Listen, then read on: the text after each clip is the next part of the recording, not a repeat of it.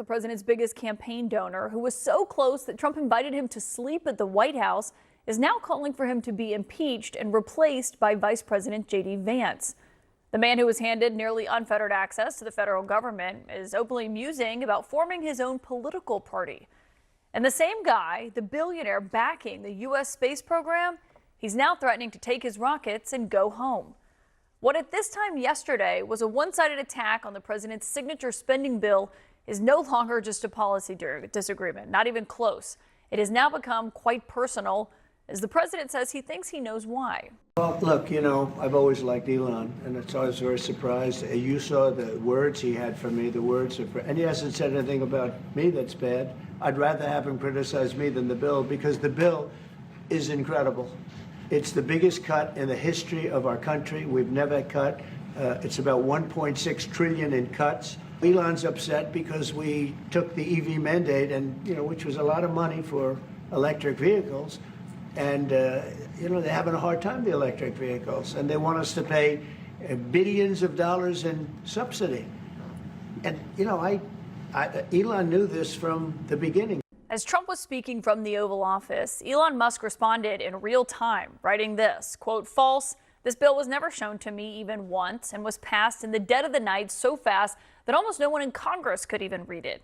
And quote, "Whatever, keep the EV solar incentive cuts in the bill, even though no oil and gas subsidies are touched, very unfair, but ditch the mountain of disgusting pork in the bill."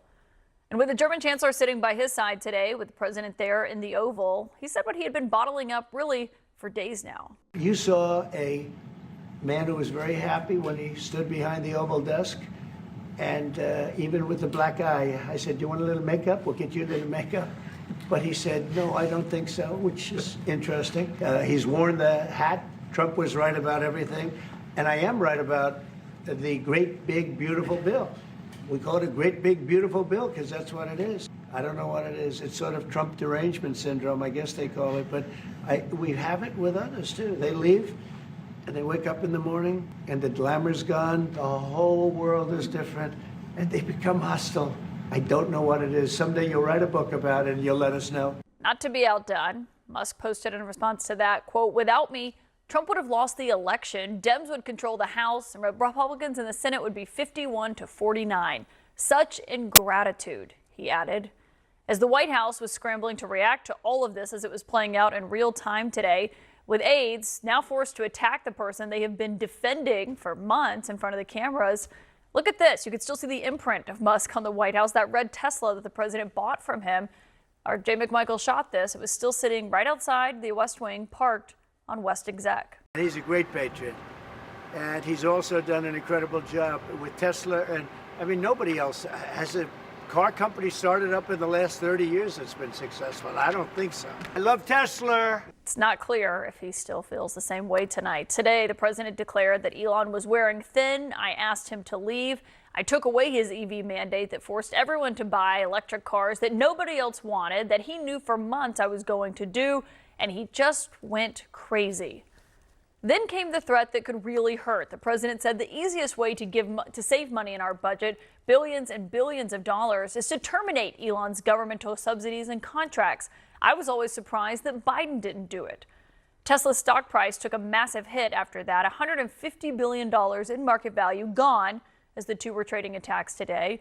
According to Bloomberg, Elon Musk lost $34 billion today. That financial hit, though, does not seem to be enough for his critics in MAGA world. This guy is all over the map. He's right. But he's emblematic of these oligarchs.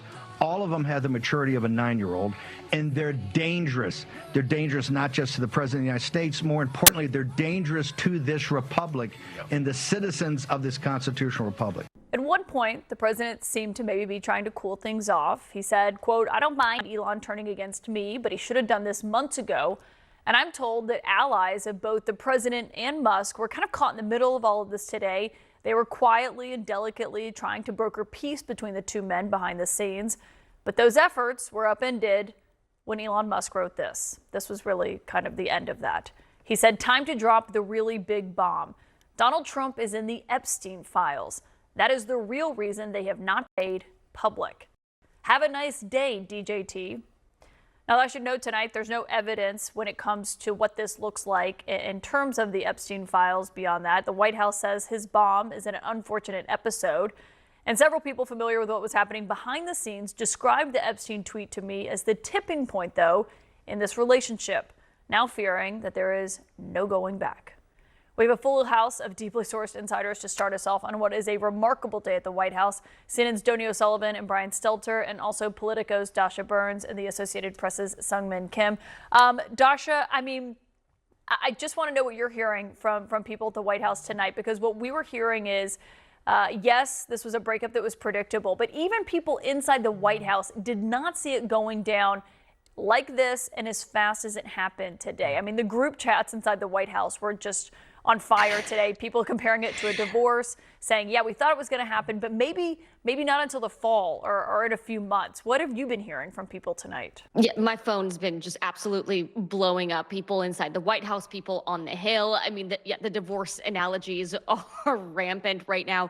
Look, it was the ferocity, how quickly this happened, and once he started going down the rabbit hole of the Epstein files, that's when the conversation with White House allies and people inside of the White House really changed. As I was communicating with folks all day, they were saying this is now going into crazy town. People were telling me that the president is concerned about Elon Musk's well-being, that you saw the reporting as we all did from the Times around the drug use. They didn't expect it to go quite in this direction. And at this point, earlier on, people were saying, look, they fight. These are two titans. They're clashing, but they'll come back together.